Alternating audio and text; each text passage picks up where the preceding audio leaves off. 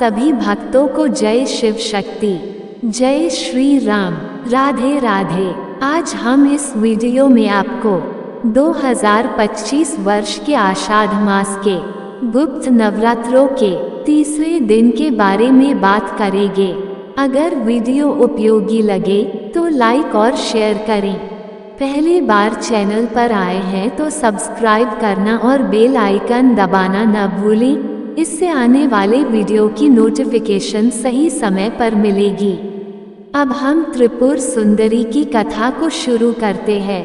गुप्त नवरात्रि के तीसरे दिन देवी त्रिपुरा सुंदरी की कथा का वर्णन किया गया है। देवी त्रिपुरा सुंदरी को कई नामों से जाना जाता है, जैसे राजराजेश्वरी, बाला सुंदरी और ललिता। वह शांत मुद्रा में सदाशिव की नाभि से निकले कमल पर विराजमान है और उनके पास अंकुश, धनुष और बाण है। देवी त्रिपुरा सुंदरी अपने भक्तों की सभी मनोकामनाएं पूर्ण करती हैं और उन्हें अभय प्रदान करती हैं। उनकी पूजा से व्यक्ति में साहस और आत्मिक बल का विकास होता है। देवी के 3 रूप हैं, बाला सुंदरी, माशहुरशी और मल्लिका। पौराणिक कथाओं के अनुसार भगवान शिव देवी सती के वियोग में समाधि में चले गए थे, जिससे सृष्टि का संचालन बाधित हो गया। देवताओं ने कामदेव और देवी रति को शिव को जगाने के लिए भेजा। कामदेव ने भगवान शिव पर मोहिनी बाण का प्रहार किया, जिससे शिव का ध्यान भंग हुआ और उनका तीसरा नेत्र खुल गया। इस क्रोध में शिव ने कामदेव को भस्म कर दिया, लेकिन रति के विलाप पर शिव ने उन्हें पुनः द्वापर युग में भगवान श्री कृष्ण के रूप में पुनर्जीवित किया। भगवान शिव ने कामदेव को पुनर्जीवित करने के बाद उसे वरदान दिया कि वह किसी भी प्राणी से न मरे। इस वरदान के साथ उसे दिव्यास्त्र भी प्रदान किए गए। भगवान शिव ने उसे 60,000 वर्षों का राज्य भी दिया, जिससे वह भंडासुर के नाम से प्रसिद्ध हुआ। भंडासुर ने प्रारंभ में भगवान शिव की पूजा की, लेकिन धीरे धीरे वह तमोगुण से प्रभावित होकर माया में फंस गया और तीनों लोकों में आतंक मचाने लगा। जब भंडासुर ने स्वर्ग लोक पर आक्रमण किया तो देवता भयभीत होकर नारद मुनि के पास गए। नारद मुनि ने उन्हें आदि शक्ति की उपासना करने का परामर्श दिया। देवताओं ने हिमालय पर्वत पर जाकर आदि शक्ति की आराधना शुरू की। इस बीच दैत्य गुरु शुक्राचार्य ने भंडासुर को चेतावनी दी कि देवता यदि आदि शक्ति की कृपा प्राप्त कर लें तो उसका विनाश निश्चित है। भंडासुर ने शुक्राचार्य की बात मानकर हिमालय पर्वत पर चढ़ाई की, लेकिन देवी अम्बे भवानी ने अपनी शक्ति से देवताओं की रक्षा के लिए एक ज्योति की दीवार खड़ी कर दी। इस प्रकार देवी की कृपा से देवताओं को सुरक्षा मिली और भंडासुर की योजनाओं में विघ्न उत्पन्न हुआ। भंडासुर ने जब देवी की दीवार को तोड़ने का प्रयास किया तो वह क्रोध में आ गया, लेकिन देवी ने अपनी शक्ति से उसे बार बार रोक दिया। देवताओं ने मैन अम्बे की कठोर आराधना की, जिससे देवी प्रकट हुई और अम्बे ने भंडासुर के साथ युद्ध किया, जिसमें उन्होंने विभिन्न अस्त्रों का प्रयोग किया। जब भंडासुर ने स्मृति नाश अस्त्र का प्रयोग किया तब देवी ने उसे नष्ट कर दिया। भंडासुर ने यक्ष्मा जैसे रोगों का प्रयोग किया, लेकिन देवी ने अच्युत अनंत गोविंद नाम के मंत्र से उसका निवारण किया। अंततः देवी ने कामेश्वर अस्त्र से भंडासुर का उद्धार किया।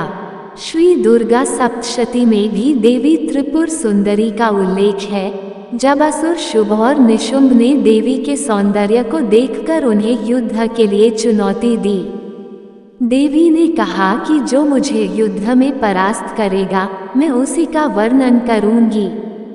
इसके परिणाम स्वरूप देवी ने चंद मुंड और शुभ निशुंभ का वध किया।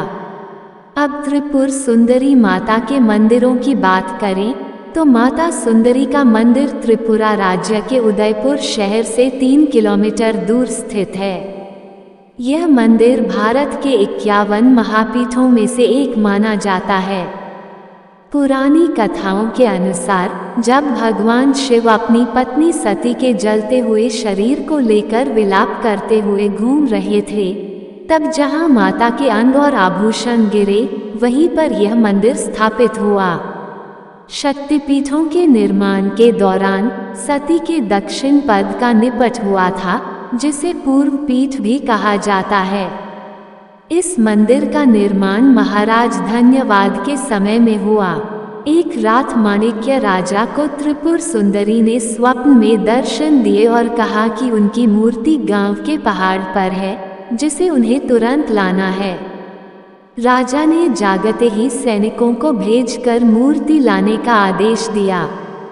जब सैनिक मूर्ति लेकर लौट रहे थे, तब सूर्योदय हो गया और माता के आदेशानुसार वहीं पर देवी त्रिपुरा सुंदरी का मंदिर बनवाकर मूर्ति स्थापित कर दी गई।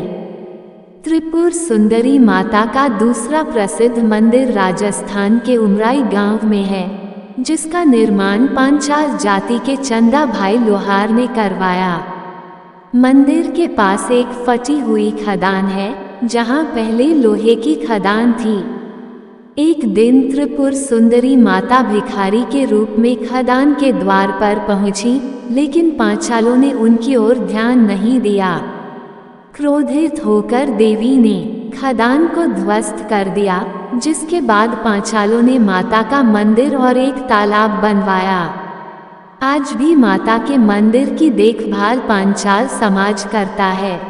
मध्य प्रदेश के जबलपुर के हथियागढ़ में भी त्रिपुर सुंदरी माता का एक मंदिर है, जहां की मूर्ति धरती के अंदर से प्रकट हुई थी। हिमाचल प्रदेश के सिरमौर जिले में त्रिलोकपुर मंदिर है, जहां माता त्रिपुर सुंदरी बाला सुंदरी के स्वरूप में विराजमान है। इस मंदिर की स्थापना 16वीं शताब्दी में नाहन के राजा ने की थी।